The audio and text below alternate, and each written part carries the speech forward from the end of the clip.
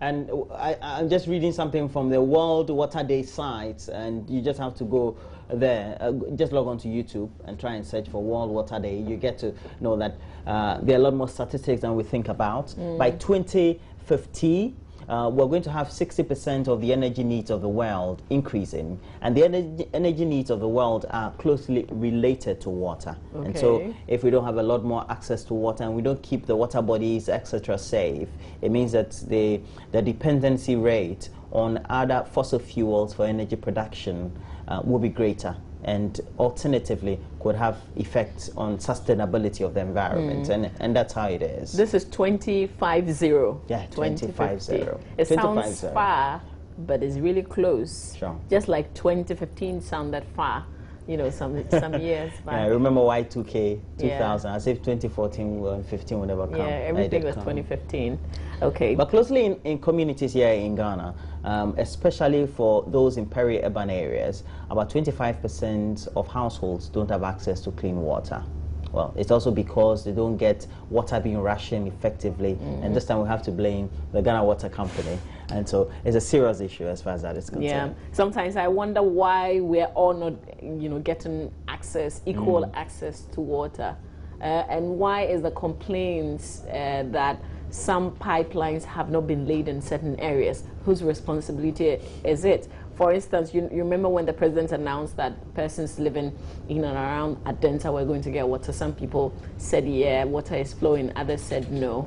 And then we got to know that the reason some people are not getting water in Adenta is because not enough pipes have been laid. So whose responsibility is it to lay the pipes? So even though in their households, they've laid the pipes, the interconnection is not there, all right, because the pipelines are not beneath the ground. So how about those of us who live in Ashoman? Why don't we have water?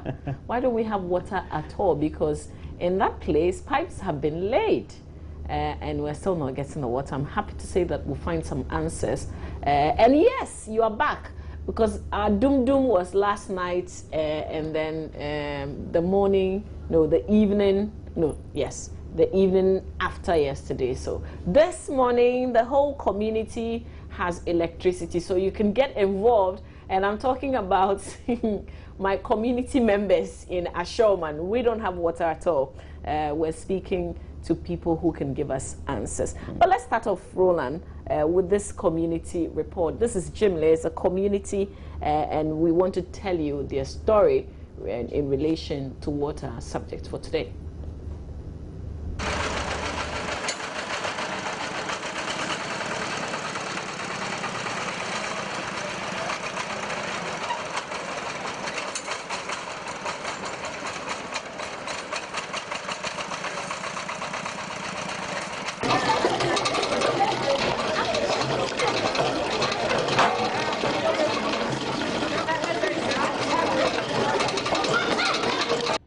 According to the Water Project, approximately 1,884,000,000 people, that is 37% of those who live in sub-Saharan Africa, do not have access to clean and safe water. Worldwide, 1 in 8 people do not have access to safe and clean drinking water. Also, 443 million school days are lost each year due to water-related diseases. Scarcity of water, experts say, is one of the developmental challenges hindering the desire of nations towards the prevention of waterborne infections, which require access to clean water for both rural and urban households. Tenya pipe kom to bora di kunye di endamatin to da dama tibunya le mito amatinya tenda koma bozeltete anyu kaka anya kokomiano tumachino be wanto be na mbaglo no mata ne mianu pa ne kola adu to aja adu to na ibo ne tona dana ngwi elana hey ali chima ko yako samila jakam to kukan minata tour jakam on a daily basis. On a daily basis, they ride this donkey to this place to fetch water. The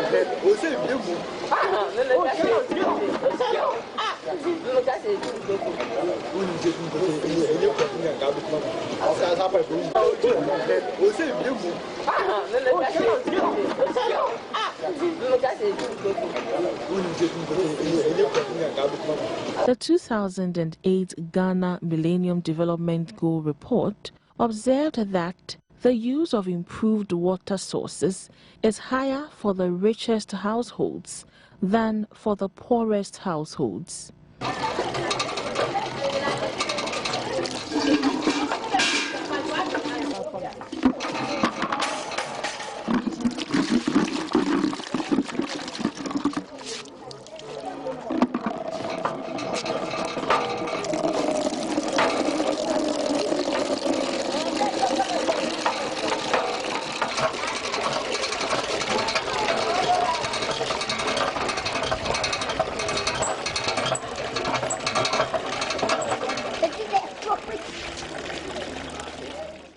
In the 10 regions of Ghana, boreholes constitute the major improved source of water, followed by public taps and standpipes, while only few households have pipe-borne water. The study shows that rivers, streams, lakes and dams constitute the largest proportion of water sources in the northern region, whilst unprotected wells form the largest in the upper east and central regions. Water is also scarce that sometimes people share water in the local dam with animals. However, some people, especially in Accra, are cashing in on the situation.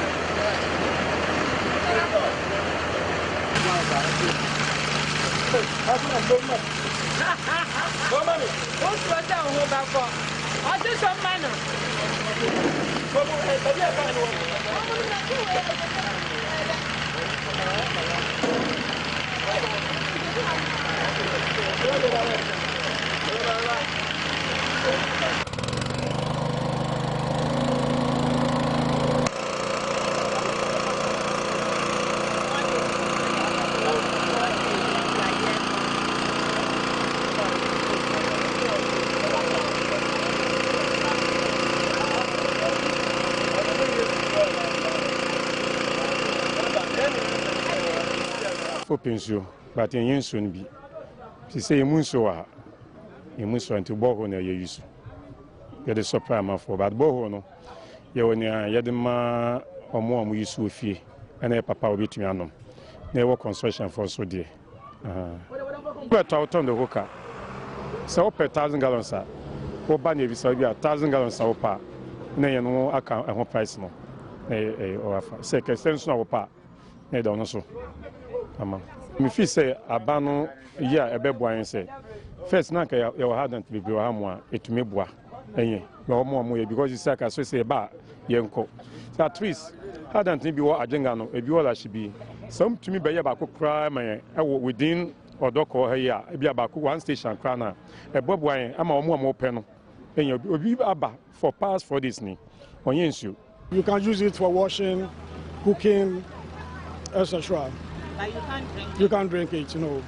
But still complain of not getting enough money. Person there, mean to me because it depends. Maybe I'll go to ensure no. Oh, every crana, where can you be or manjo her, no distance no. Maybe I'll walk or man. You are Obeko, maybe a waba, semi coffee in some row, if you are a manjo. Meko manjo nasa, or my men call a asofa, Meko nasa, Meko fanco nasa, no some sent to Kano. Could be a quabinia, domi. Well, in the bansa, sa price a beer, major a beer, a 50 Ghana, mean to inform of 50 Ghana bill. And I was a 4 and I thought at the moment you want to make your court site there. You know, I kind of my but I had a young Tom Mount and the machine and a top to good machine on match in their mind.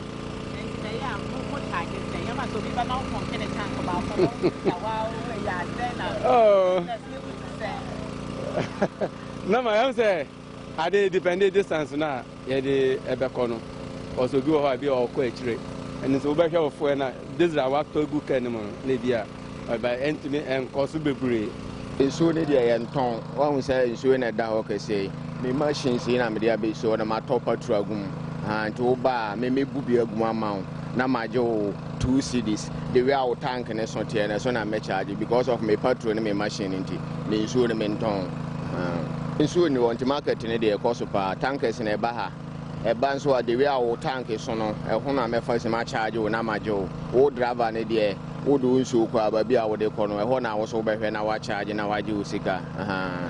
Interestingly, in the northern regional capital of Ghana, Tamale, the use of tanks to supply water accounts for just about 4% of water supply of households. The next option for getting water is for the women to find it.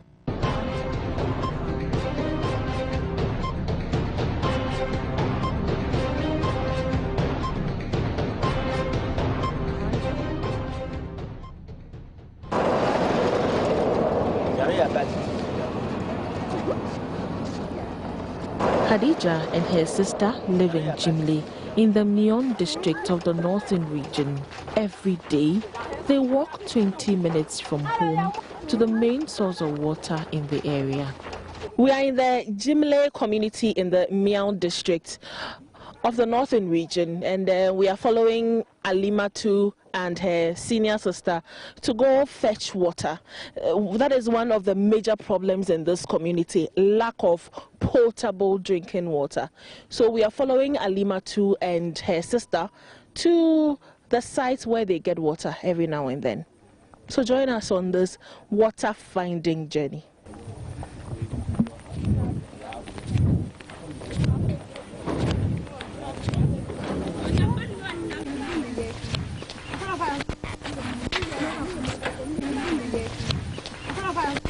They remove their slippers here, a distance from the dam.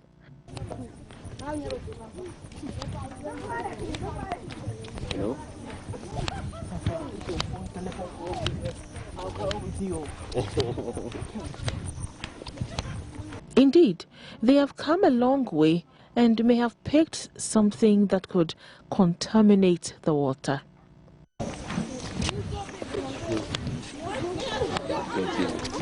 $20.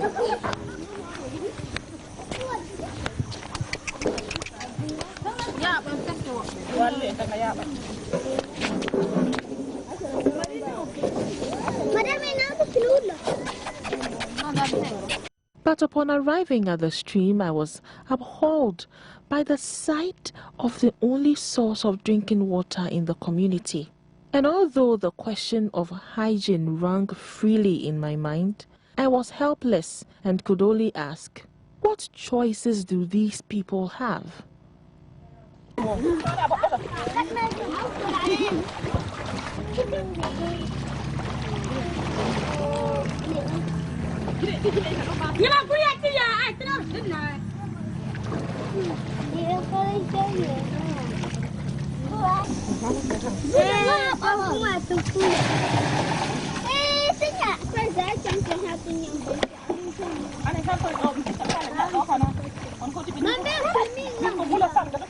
Komanya kanimazo. Zenzuzu kadi kamtikana ma. Tipa arme kati doordera kati sura. Zenzu kadi kamtikana ma.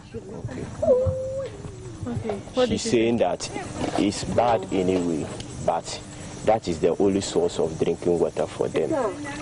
Until they get an alternative, they don't see it to be something difficult for them. These women come to the dam with their children. With their gallons, they also try to help finish on time.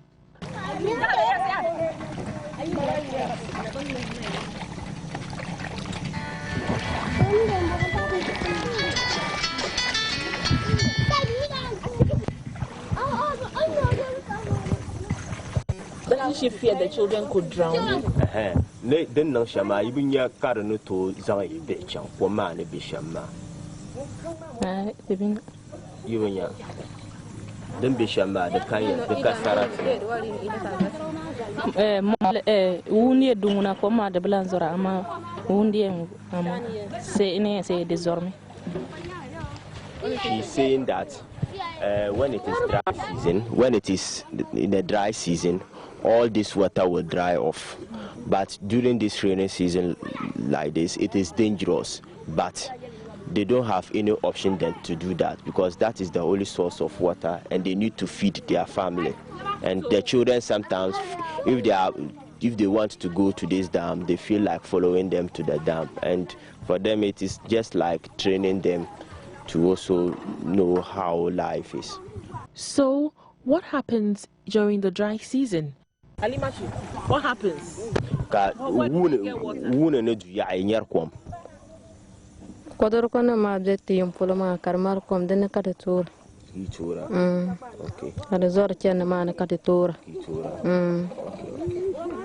Okay. What she's saying is that there are some storm bridges along the route. Some at that place during the dry season, there are still some remains of the waters over there, and that is where they have to go and fetch the water. And sometimes they travel long distance to about 3 communities away from here to fetch the water over there, along the White Way of Volta.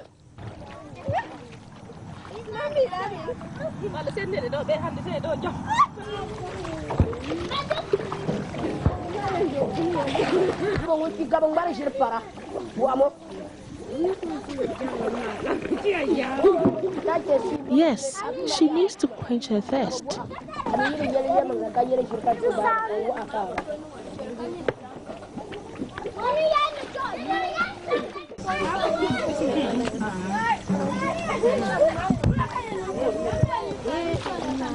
With skill, they secure the gallons and barrels for the journey back home.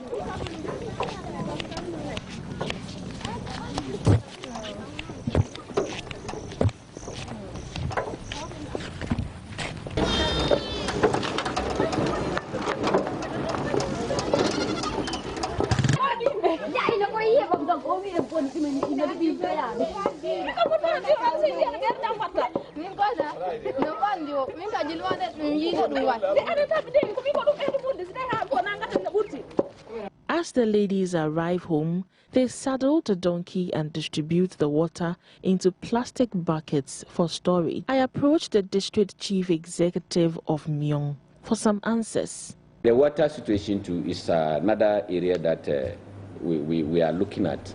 We have 2 systems in town here, besides a dam. So the systems supply water to the township for household chores and other distances. But the dam is for, like I said, we are agrarian in environment. So we rear animals here and there. So the dam to take care of the animals and what have you. We are thinking of doing more boreholes for now in the district capital and in other communities, so that we have at least clean drinking water for our people.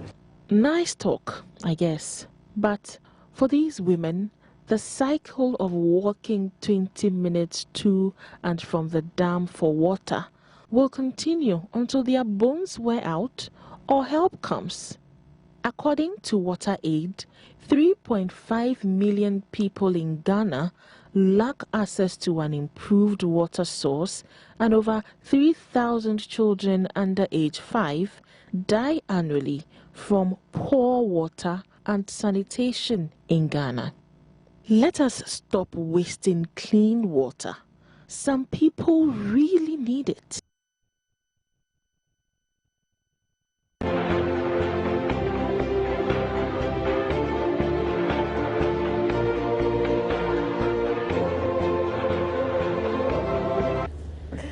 Okay, so we're also walking in commemoration of the day, World Water Day. My guest now is Sangodele. He's co-founder of Clean Aqua. He will tell us why in Ashoman we don't have water yet.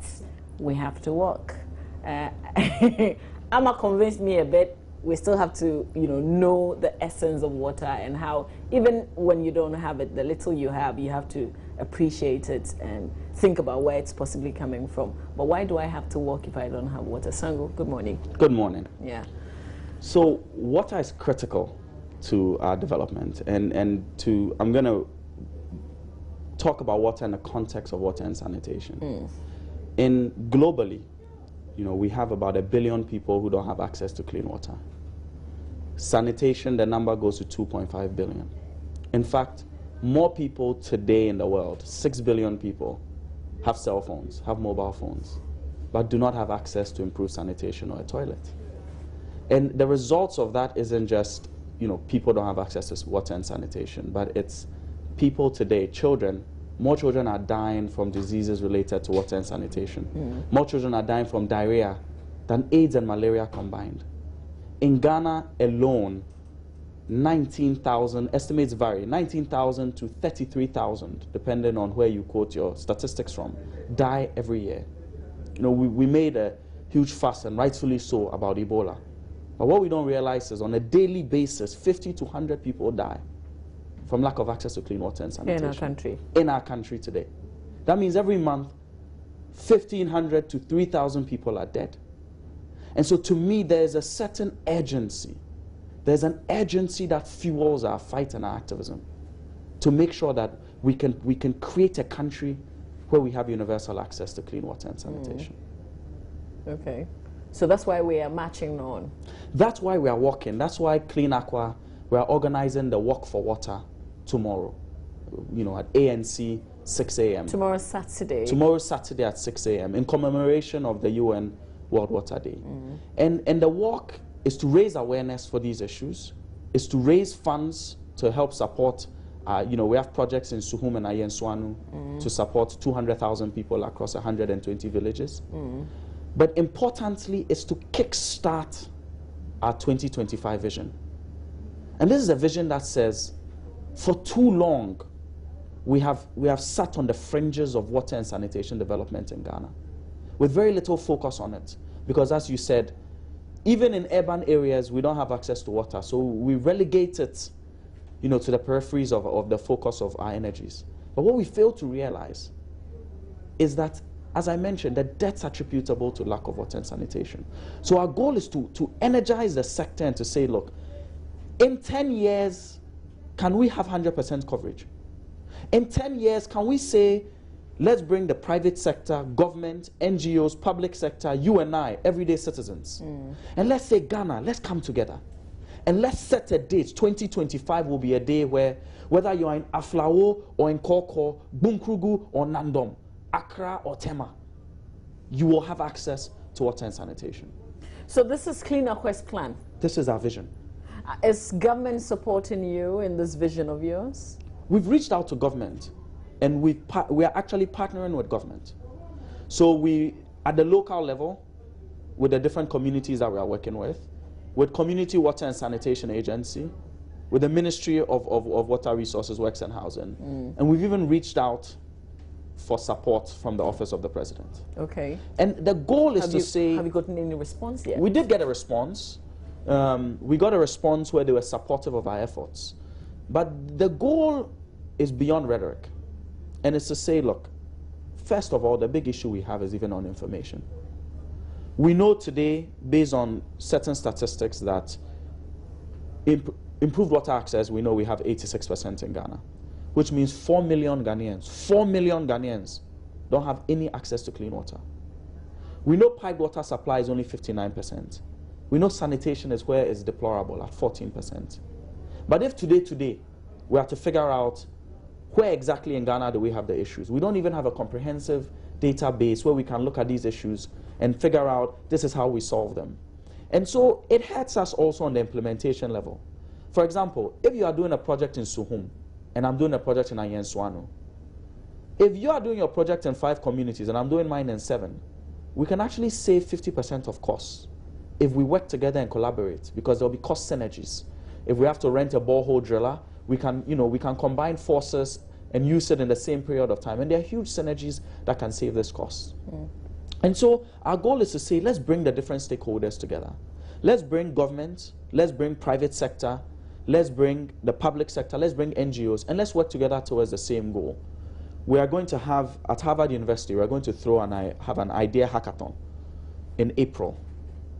April 4th. I think we had one which was was it apps related, technology related? Exactly, we did. But this is, you see, hackathons have become very famous with technology and tech startups and stuff. Our thing is saying, let's have a hackathon for development. Let's bring the greatest minds, we'll assemble them at Harvard and say, let us come up with innovative ways to solve this issue in 10 years. Then we're going to follow up in Ghana in November on World Toilet Day with an action plan, an action summit. And the goal there being, let's not just talk. Let's put an action plan together. Yeah, but that is the problem, isn't it? We have brilliant people who come up with brilliant ideas. The things you're sharing this morning, these are really, really good. But who sees to implementation? How do we get it on the ground? Right. So look, the implementation works because we have a lot of local NGOs. We work with AGDEP, for example. We've worked in the past with Water Aid. It's not as if we don't have organizations on the ground that are capable of executing. But we know that the major stakeholder here is government. It is. So you see, this is. And so if government is considering your plans and is actually working with it, we will get somewhere quicker. But you see, and this is my pushback. My pushback, I say, is the problem is bigger than just government. And we can't just sit and say, because we are waiting for government to suddenly solve all the problems, today you and I will go to bed and 100 children should die. Are we going to say that? Yeah, but in the meantime, we know that there are people who are doing, because your NGO has been doing a few things as well. We'll talk about what you did last year, for instance. But are we still not facing the same challenges today? Well, I think there's a moral imperative and there's a lot more to be done. If we actually look at spending in the wash sector, it's very, very low. There's so much more to be done. And this is why I think partnership works. Take the Walk for Water, for example. If I look at all the different people who've come together to make this work happen, it's been across the board. The media, we're being supported by Multimedia Group. We're being supported by the Daily Guide and Graphic. Private sector, we have Royal Bank, Unibank, ANC, 3MNC Health Clinic, Rabito Clinic, Golden Palm Investments, Petronia City Development. And these are people, from different sectors. You have New Africa Foundation. So it's across different sectors. You've had different people come together in the private sector, in media, in all these different groups to say, look, this issue is important to us. The Ghana we'll build is going to be dependent on the sacrifices we make. Right? If we go back to the time of our independence, from Nkrumah and all our founding fathers didn't sit back for the powers that be. They didn't sit back for those in charge to solve problems. They got up and said, what Ghana can we build today? So we can do it, essentially. We can do it. The point I'm saying is, today if we take the flag of Ghana, red, gold, green, the red is the blood of our forefathers. Where is our red? Us sitting today, where is our red? If we have to design a flag of Ghana today, can every Ghanaian today honestly say they can put red on that flag? And we are saying, why don't we get up and let that red at least to say every Ghanaian, let's come together and say, in 10 years, let's build a Ghana where everyone has access to clean water. Okay, so with that said, what can people do? What can people do? Tomorrow, they can come 6 a.m. to ANC and join us in the Walk for Water. They can contribute to the movement to say in 10 years, let's have a Ghana that has 100% access to clean water. They can go to Clean Aqua, CLEAN, and reach out to us. We want information. That's the website. Okay. We want information on where is there, if you know of your village, your hometown, your community that doesn't have access to clean water and sanitation, let us know. They can get involved in the lobbying process anytime. They should, you can lobby with your district assembly. You can lobby with your member of parliament. You can lobby with all sources of government so that we continue this pressure. They can contribute because all of us need to play a role in our development so that if every single Ghanaian today, all 27 million of us, take one cedi every month and say, look, let's put it together towards water, we'll go a long way in trying to provide water access and sanitation. So this is something you do every year? It is something, I mean, the organization, we work every day, right? We are full-time staff. We have, you know, our office in West Legon. We are affiliated with Harvard University, MIT, and a few other institutions. And this is a passion of ours. Okay, so what have you done in the past? So in the past, we've water and sanitation. We solved the issue in Ejimante, which had, at the time we went to Ejimante, they had a source of water that was actually infested with E. coli. And it was leading to high infant mortality. In fact, the levels of E. coli, when we tested it, we brought some researchers from MIT. When we tested it, we realized that if that water source was in the US, for example, they'll actually have to coordinate. It will be so high risk, they'll bring the EPA to investigate. Yet that was the water that young children were drinking from and dying. And so you interview a woman in the community, and she'll tell you that, you know, she's had 8 kids, 4 are dead. Look at the water they are drinking. Such high levels of E. coli. And so this is where we felt compelled that we need to address this water and sanitation poverty, because it is literally killing the lives of our children. So what did you do exactly in that community? We went in, we got together with the community, and we said, let's work together with the community to solve this issue. We put in boreholes, improved boreholes with pumps. But it's not enough to just provide boreholes and wells. And that's the other issue here. There are a number of NGOs that will come in. They'll just go and dump wells and leave. We don't believe in that methodology because it's not sustainable. Development has to be sustainable. That means that you have to empower the community to own it. So we spent a lot of time actually training the community. To own it, like how? Managing and operation, maintaining. Okay. Having a scheme where they collect contributions from all the community members. So what happens when a pump breaks down? If you're an NGO and you build a well and you run away and the pump breaks down, who is going to be there to fix it? It also means even the technology you use has to be locally appropriate. You have to factor in what are the cultural idiosyncrasies. In Ejimante, the economic analysis we initially did was to say, let's refurbish wells. But if you took an anthropological perspective, you would have found out that in the 90s, a girl with mental health challenges fell in a well. So the social and cultural mores of the society prevented them from drinking from that well, no matter what you did to it. So if you went in with Buklong and just went and did your thing, pack, go and refurbish solar, this, that, it will fail. And this is where you simply cannot just take Western prescribed solutions to our problems. Yes, let's learn from the rest of the world. Let's take these global examples. But let's localize it. It has to be culturally relevant. We have to come with idiosyncratic factors that would ensure that our interventions will be sustainable and they will work. Okay, so we're working tomorrow because I want us to walk and then talk after the walk. Really, you have a lot that we also have to explore and get bits and pieces of it. So you said we're meeting at ANC. ANC Mall at East Legon, 6 a.m. And we are going to walk from East Legon to where? We're walking within East Legon. We have it from 6 a.m. to 9 a.m. We are walking. We're asking everyone to suggest a donation of 100 Ghana cedis, which will go towards the water and sanitation projects. We'll walk for water. We'll raise awareness. The media will be there to cover it, and the goal is obviously to raise awareness, but the goal is also to jumpstart and catalyze this movement that says, let us not be passive recipients of aid. Let us be active agents of change in Ghana. Every single one of us has a role to play. Let us get up and put that red in the flag. Okay. All right, Sango, 6 is very early, but I'll try because, I am not too close to your posh meeting points. But I'll try. ANC is our sponsor, so. But I want to say thank you, really. Thank you I very hope that you much. get a lot of supports so that we can get things on the ground. Amen. Thank you for coming. I'll come back and wrap up with Roland. Okay, so I'll come back and wrap up, I guess, alone.